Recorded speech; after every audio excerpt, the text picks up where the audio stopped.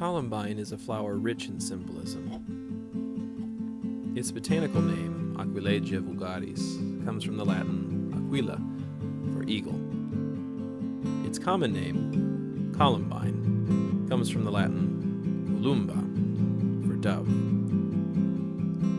When you see the flower in profile, which is the way most of us see it most of the time, you can see the birdlike shape of the various spurs and sepals. The association with the dove leads, unsurprisingly, to a connection with the Holy Spirit. As such, one will see the flower often associated with the great Feast of Pentecost, around which time, providentially, the flower is often in bloom. Some painters have stylistically represented Columbine with 7 sepals instead of its natural 5 in order to symbolize the gifts of the Holy Spirit. While the avian association of the sepals and spurs, as well as of the names of the flower, easily lead to connection with the third person of the Blessed Trinity, these flowers, like most known to the West in ages richer in faith than our own, were also connected to Our Lady. When one considers how intimately united she was, and is, to the Holy Spirit, there should be no surprise that our forebears saw no difficulty in the same flower being related to both the Paraclete and the Virgin, in whose womb the Word became incarnate through his overshadowing. Columbine, then, is Our Lady's flower, as it was called in Old Merry England, as well as the Holy Ghost's. The dark purple of the common variety is symbolic of Our Lady's sorrows.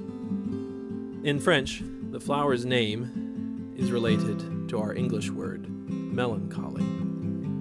With its violet blooms in spring, it should come as no surprise that it should be associated with Lent and the great sorrows of the Mother of God.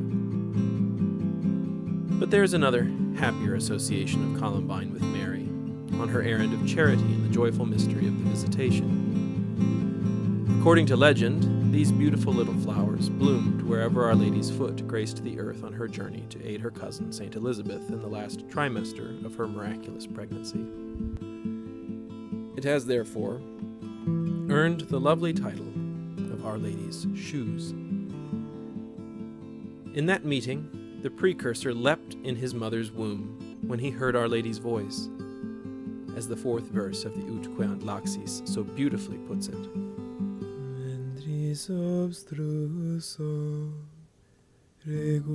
Still resting in the concealed abode of the womb, thou didst perceive thy king reposing in his chamber.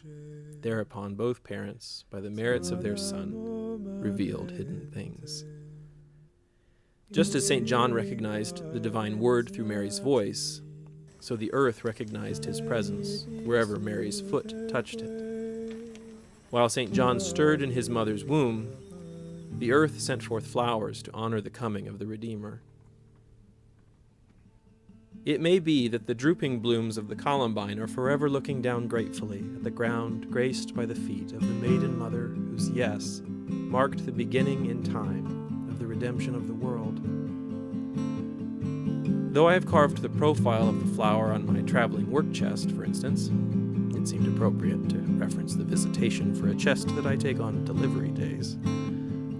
The carvings that I have done most often are of the flower's face that is always so humbly turned to the ground. But unlike the Flemish painters, I haven't increased the number of the petals or sepals.